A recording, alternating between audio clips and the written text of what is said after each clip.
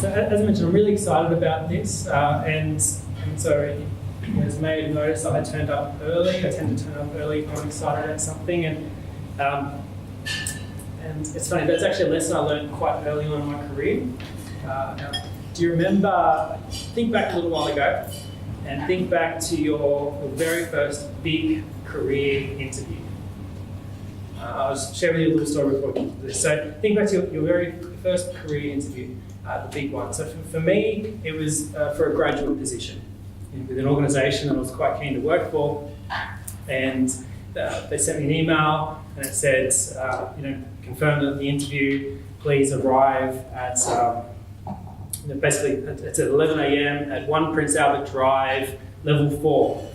And so the day arrives, I get all schmicked up, I turn up and I follow the map that I printed out and go and find 1 Prince Albert Drive up in Sydney and go and find this organisation. And it's there, and it's in there, and it's definitely this organisation. And I walk in, another staff member is coming at the same time, he buzzes me in, and we go in, I get in the elevator.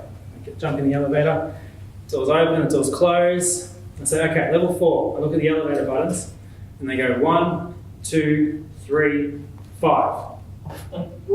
Okay, surely this is a bit of a joke or something. So check it again, definitely level 4. So jump out the elevator, and so what I then do is, it's a big interview. I'm nervous, and what do I do? So I start taking the stairs. I go level 1. Level 2, level 3, and then one more flight of stairs, and I open the door and it says level 5. There is no level 4 in here. I honestly felt like, I'm not sure if you've seen Harry Potter. The very first one, he's looking for platform 9 3/4. And he's like, this is surely a joke, platform 8, platform 9, platform 10. That's honestly how I felt in this moment. Luckily, I found a staff member, asked him, and found out that it was actually, the building was segregated into 2, and the new side of the building had level 4, the old side of the building didn't. So it was a little warning for me, but it was a lesson I learned quite early on. Always turn up early, and always leave on time, because you don't know when the elevator is not going to have a level 4. Which will throw you. Okay, all right, so I want to kick into the content now. So what I'm going to be talking to you about tonight is about influence. And it's interesting. So I actually want to talk to you about the nature of influence and how it is basically forms the fabric of our societies and the way that our societies function. There's some interesting science there, and I'll touch on that. I then want to share with you what drives, what creates influential people or influences, and there's a few attraction principles there, and we'll cover that.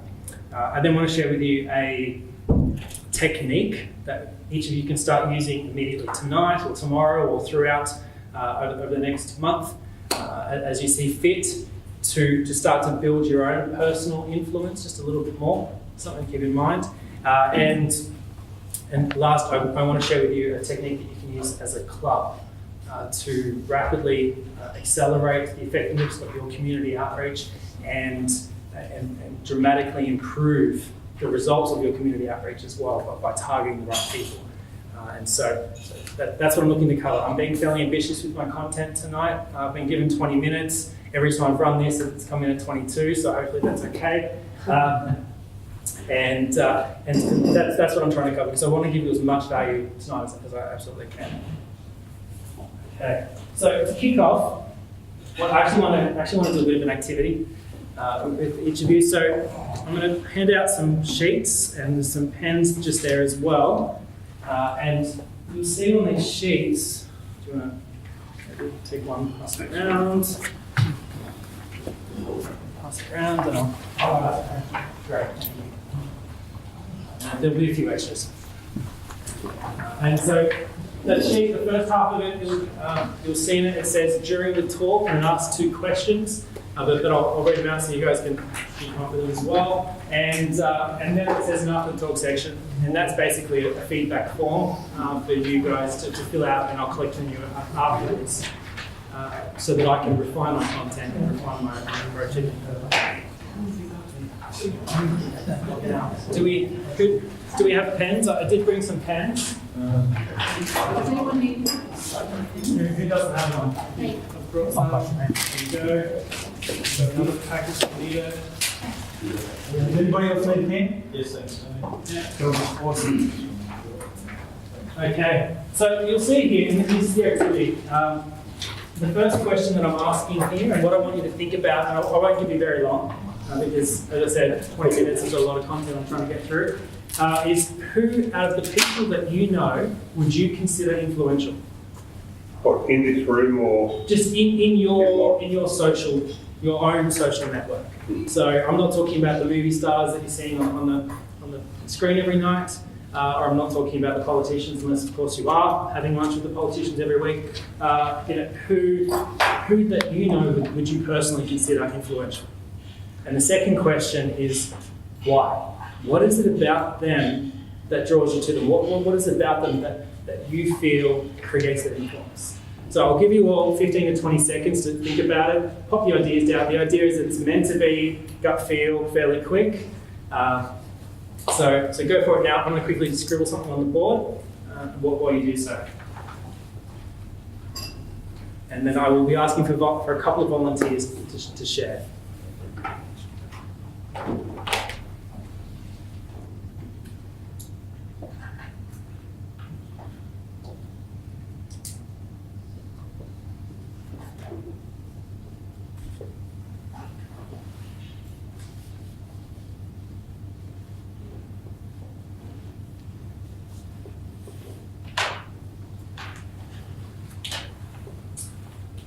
Okay, we're probably getting close to 15, 20 seconds.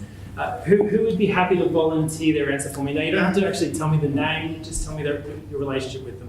Is it a friend? Is it a family member? Is it a colleague, or auntie? I don't know. Yep, Tony, yes? So I've got three people that I've listed straight off the top of my head, people that I know. Fantastic. So one of them is a person that I go on adventures with. Awesome. So another one is a scout leader. Okay.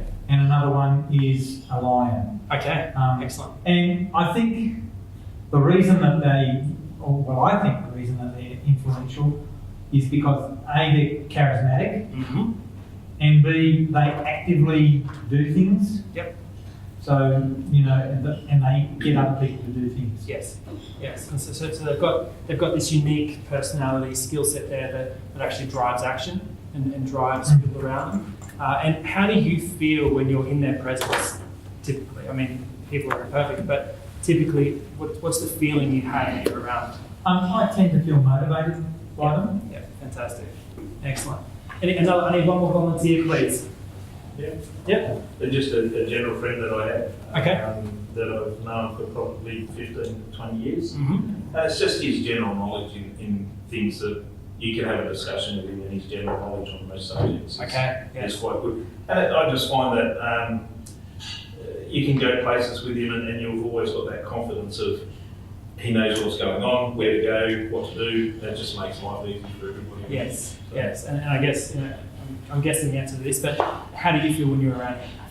Yeah, comfortable and safe in the knowledge that you're not going to get lost or whatever when you're there or what's going on. Absolutely. So I've asked those questions for a particular reason, and I'll cover why in a tick, but we're starting to get towards the core of what actually creates an influencer and what attracts people to influencers. But before we go into that, I want to share with you a little bit of network science. So a Hungarian professor of network science, his name is Albert Laszlo Barabashi, or something like that. I'm sure that's pronounced totally wrong, but that's the general gist. He's done some fascinating work, and he's found out that and arrived at that every human-made network follows the same pattern and the same map. And I've drawn this map up here, and what we're looking at here is basically a few large circles surrounded by some small circles, and they're connected together. And in order to make sense of this, I want you all to think about the internet. It's a nice, reasonable, easy to understand network.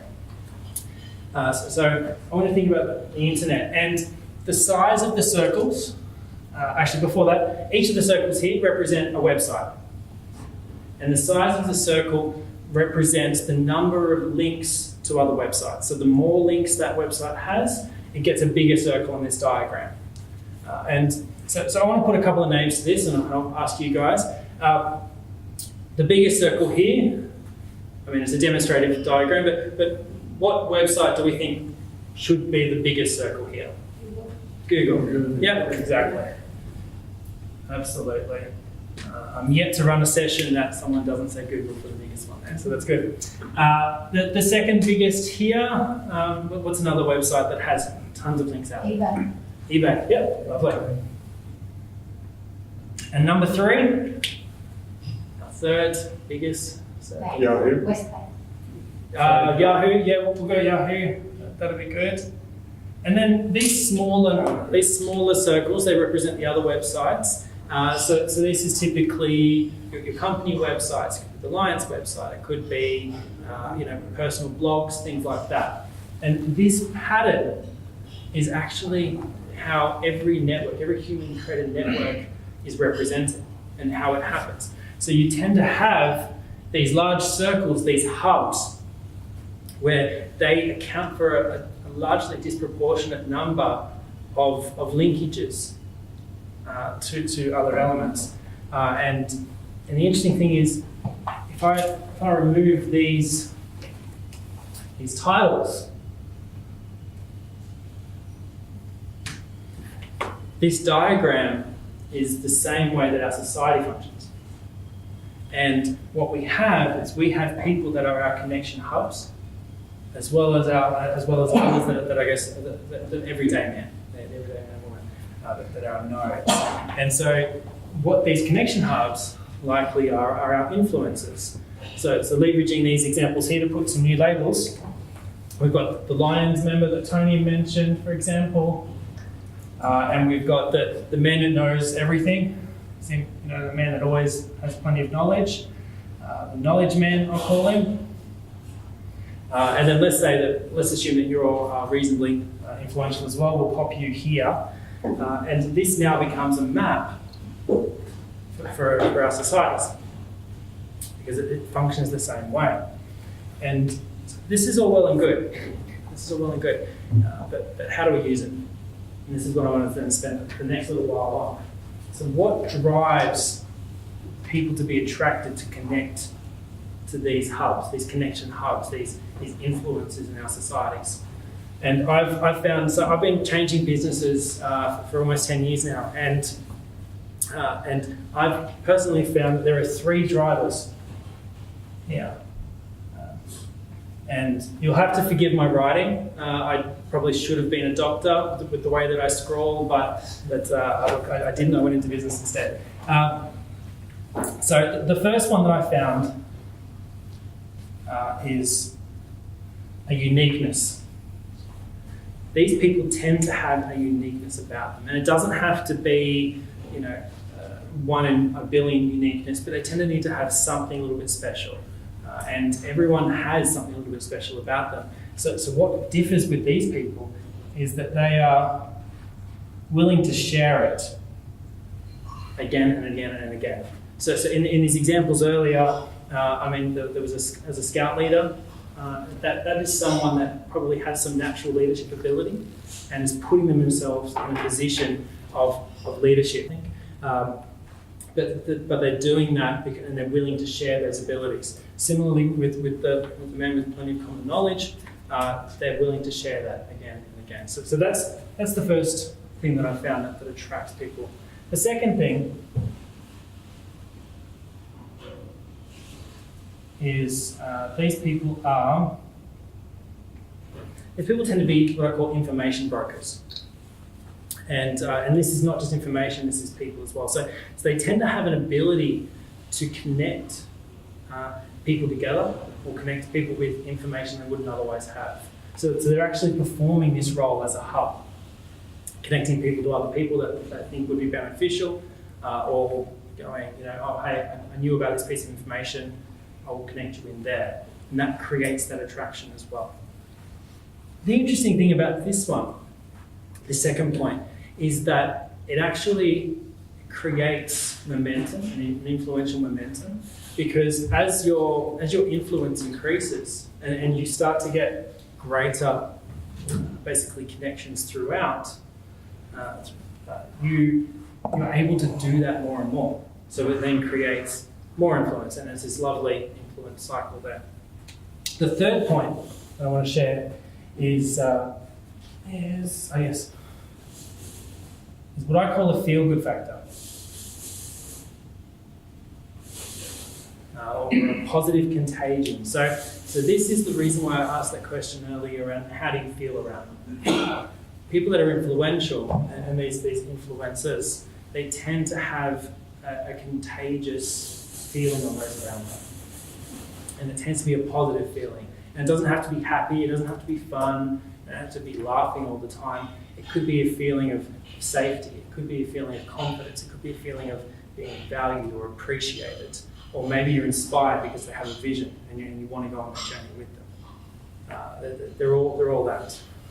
And what really creates a really effective influencer is the ability to do all of these reliably, again and again and again. Because we can all do it to varying degrees, but it's the ability to do it over and over and over again to as many people as we can. It starts to build these influences. And so this is what I found, and it's really quite interesting. Okay, so what I want to now spend a bit of time on is a little technique to share with you that you can take away, each of you personally, so that you can think about building your own circles a little bit bigger, and that by practicing a little bit. And what I really like about this model, and part of the reason why I thought it would really be great to chat to a service organisation like yours about it, is because at the very heart of all of these is service. It's providing value and service to people around you. None of these are self-centered, none of these are centered on self-gain. It's all about providing service to those around you, every single one of these. So the technique I want to share with you is a little game, and it's called the Write Something Down game. And I've been playing it for the last 6-7 weeks, and let me tell you, it's a ton of fun. So how it works is whenever you have a coffee chat with someone, whenever you have a lunch date with someone, an afternoon drinks, a dinner date, supper, I don't know. Whenever you catch up with someone in a position where you can actually have a meaningful social conversation. So you wouldn't be playing this game at the opera or a rock concert or something like that, but you would play this game at afternoon drinks or a coffee chat or something. And what your aim through this conversation is to get them to write something down, to give them something so compelling that they don't want to miss it and forget it, and they actually physically pick something up, a book, a phone, whichever, and write it down. And it's quite a fun game. As I said, I've been playing it for the last 5-6 weeks, and my strike rate's at about 50% at the moment. I'm hoping to get it improved, but I'm pretty happy with that already. And what I've found, the key lessons I've found already, is that you can't speak the whole time. If you just bombard them with information after information, you're probably not going to give them something valuable. You're just telling them things. And so what it does is it puts you in a position of service. It encourages you to make sure that you're listening as well as providing value there. So that's the technique that each of you can use. And the reason why it works, the reason why it builds this influence, is because it actually draws on basically points 1 and 2 and a little bit of point 3 out of the attractiveness principles. So typically you're sharing a unique insight, you're sharing a unique, it could be something funny, it could be a new perspective on something, on a challenge, it could be anything like that, but it's something unique that you're bringing to them, as well as it may well be you're connecting them with someone that you think that they should be in contact with, or you're connecting them with a piece of information that would really help them. And so it draws on those two, and they don't tend to write something down unless they're having a good time with you. So there's always a little bit of a feel-good factor in there as well. Now, the final thing I want to share with you, is probably getting close to 20 minutes, is a technique for you as a club. And what this is, it's basically looking at this and knowing that if this is the way that our societies function, how do we take advantage of this with our community outreach? How do we best leverage that? And what I've found is that, let's say, I'll run a hypothetical. Let's say you're doing a community outreach for young mothers in Narrabunga, for example. A complete hypothetical. And you're trying to engage them in a program of assistance of some sort. What you would need to do is you need to find these influences in that group. And it's really simple to do. This is what I'm offering. Honestly, you just need to run a survey. You need to be targeted with who you survey with. So you need to go and frequent the places that these young mothers are. So it could be childcare centres, it could be the nurse centres, it could be mothers groups, whichever. And you run a really targeted, really short survey. No more than 4 or 5 questions, of which 2 need to be this. Number 1, you need to include a question that says, if you were going for information about, in this example, if you need to go somewhere for information about young mothers, who would you go to? And are you willing to share their details with us? And number 2 is who else do you feel that we should include in this survey as part of this research? And you've probably got 2 or 3 content questions in there that are related to the program, but those 2, they tick off all 3 elements there. And what they do is you start to get names, the same names come up again and again. And those same names are your influencers. And that's how you find them. The next step is then to engage them early. You can include them in co-design. You can build them in. So when I say co-design, I mean you actually get them in very early and say, this is the direction we're heading. How do you think we can best assist you? And you have them solve the problem with you. And that starts to build that allegiance, that starts to build that champion behaviour that you want. They become then a method for all your messaging out, and they become really championed out in the field for it. And what you will find, if you start with these, with your key influences in your society, in your target group rather, then you will find that they are your results will rapidly, dramatically increase, and that you will get results faster because you're not having to spend time going through the least efficient path. You're getting there with the least connections. So the reason why these, little interesting fact, these influences support, you guys have probably heard of the 6 degrees of separation. That there's 6 connections between you and anyone else in the world. They have done some studies around that, and it roughly comes in at about 6, which is really interesting. This is the reason why. Because if you find the efficient method through these influences, you can get to people very, very quickly, very fast. So, summarize it up. This diagram here with the large circles and the small circles here, and the connections in between them, with the large circles being our hubs, the small circles being our nodes, is in the terminology. That is the pattern or the map of the fabric of our societies, and knowing that allows us to target our efforts far more effectively. I've found that there are 3 key drivers that increase the attractiveness of these influencers. Number 1 is a willingness to share their uniqueness, and this uniqueness may be an intelligence, it may be a skill, it may be a personality blend, it could be a number of different things. They're often an information or a people broker. They'll connect you with information and people that you wouldn't otherwise have access to. And they tend to have a contagious feeling, this feel-good factor about them, that you tend to want to be around these people. So these 3 things pulled together. I've shared with you a technique that you can start to apply tonight and even throughout the week. play this little game, the right side and down game. I do challenge you to give that a go. It is a lot of fun. It's a lot of fun. I mean, you don't actively tell them I'm trying to get you something, write something down. You just keep a mental tally. It's a lot of fun to do. Very challenging if you find someone else playing the game with you, though. I've had that. We're both playing the game together. And the final point there is your community efforts and community outreach efforts will be far more effective with a little bit of upfront work to identify these influences early, engage them early, and work with them throughout. That's about it. Have we got any questions? Any questions? Yes. Some influences could be bad, couldn't they? Absolutely. So does that apply to bad influences? It does. So what's interesting is that these bad influences may still have all of these factors. They probably still have a personality blend that attracts people or something similar. They may well have some really interesting information or know a lot of people.